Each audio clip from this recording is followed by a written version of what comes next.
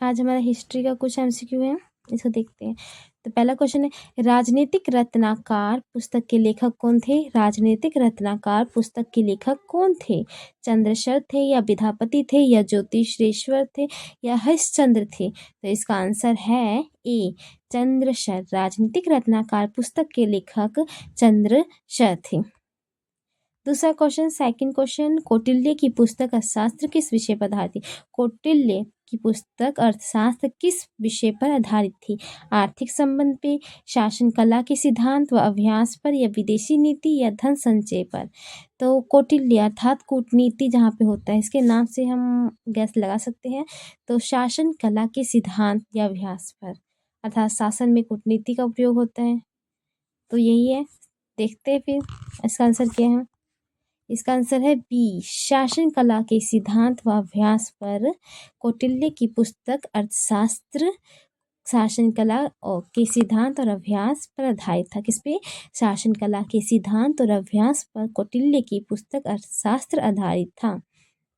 Question number 3, उदयंत प्रकाश के लेखक हैं। उदयंत प्रकाश के लेखक कौन है? मौलिक कवि, बोधराज या परशर या विद्यापति? तो इसका आंसर है ए, मौलिक कवि। मौलिक कवि उदयंत प्रकाश के लेखक हैं। कौन? मौलिक कवि उदयंत प्रकाश के लेखक है। कौन? मौलिक कवि। अब क्वेश्चन नंबर 4, मौर्यकालीन स्थापत्य कला के साक्ष्य प्राप्त कहाँ से हुए? जो मौर्यकालीन थे, इसके स्थापत्य की कला के जो साक्ष्य थे, ये कहाँ से प्राप्त हुए थे? पाटलिपुत्र से, बरावल से, राजगृह से या उपयुक्त सभी? तो इसका आंसर है उपयुक्त सभी।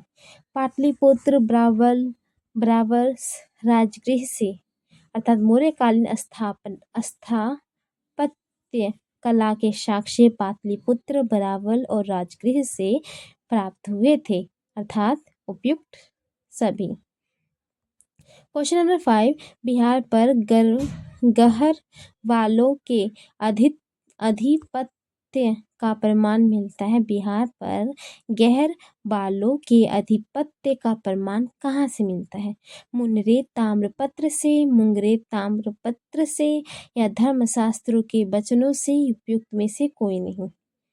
तो क्या है इसका आंसर? देखते हैं।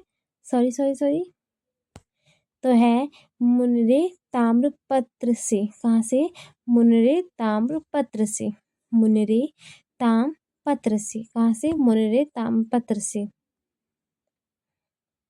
क्वेश्चन नंबर 6, बिहार के किस तुर्की राजवंश के अभिलेख प्राप्त हुए? बिहार के किस तुर्की राजवंश के अभिलेख प्राप्त हुए हैं? बिहार की किस तुर्की राजवंश के अभिलेख प्राप्त हुए? ममलुक वंश, खिलजी वंश, तुगलक वंश या उपयुक्त सभी? तो पूछा गया कि बिहार के किस तुर्की बोला गया ना, तुर्की राजवंश के अभिलेख प्राप्त हुए हैं। तो ममलुक वंश, तुगलक वंश या खिलजी वंश? तो इसका आंसर देखते हैं, या उपरोक्त सभी। तुगलक वंश। कौन सा? तुगलक वंश तुर्की था, तो तुगलक वंश का अभिलेख मिला है।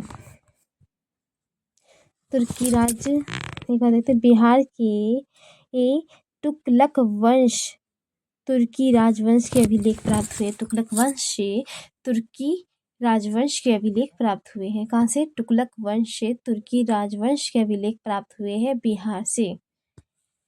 अब अगला क्वेश्चन है 7वां क्वेश्चन, बिहार के किस क्षेत्र के संबंध में बस्तातुल उनस एक मूल्यवान स्रोत है? बिहार के किस क्षेत्र में के संबंध में बस्तातुल उनस एक मूल्यवान स्रोत है? तिरहुत, केंद्रीय बिहार या दक्षिण बिहार? उपयुक्त में से कोई नहीं। बिहार के किस क्षेत्र के संबंध में बस्तातुलन उन्नस एक मूल्यवान स्रोत है?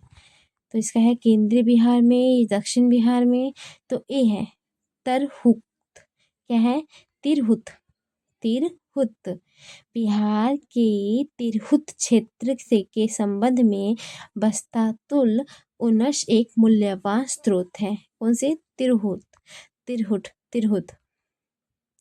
बिहार आने वाले महत्वपूर्ण चीनी यात्री का नाम है, बिहार में जो चीनी यात्री आए थे उसका नाम है फाहियान, युआच, चवांग या इत्सिंग। उपयुक्त सभी, तो कौन से आए थे? तो उपयुक्त सभी। बिहार में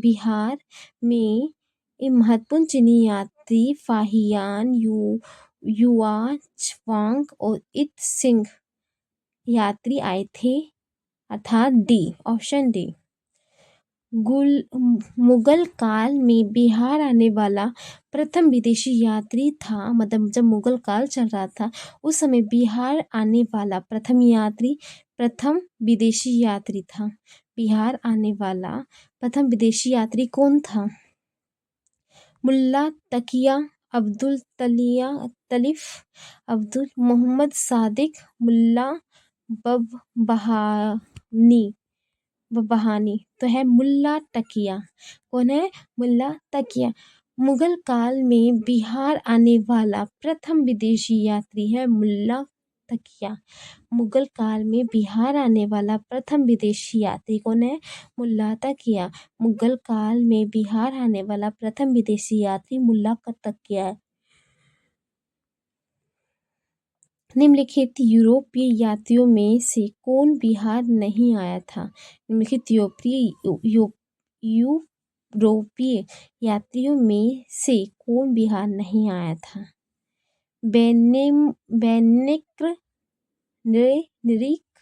वेनरिक, जॉन मार्शल, फ्रांसो वनेसी, पीटर मुंडी। तो कौन था? आंसर है सी, फ्रांसो वर्नियर। कौन था? फ्रांसो वर्नियर। यूरोपीय यात्री में फ्रांसो वर्नियन बिहार नहीं आया था। कौन? फ्रांसो वर्नियन बिहार नहीं आया था। बहारिस्तानो गैवी किसकी रचना है?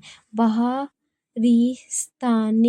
गैवी किसकी रचना है? मुल्ला तकिया की, मिर्जा नाथक की, मुल्ला बहानी की या मिर्जा गुलाम हुसैन की? तो मिर्जा नाथन की। किसकी है?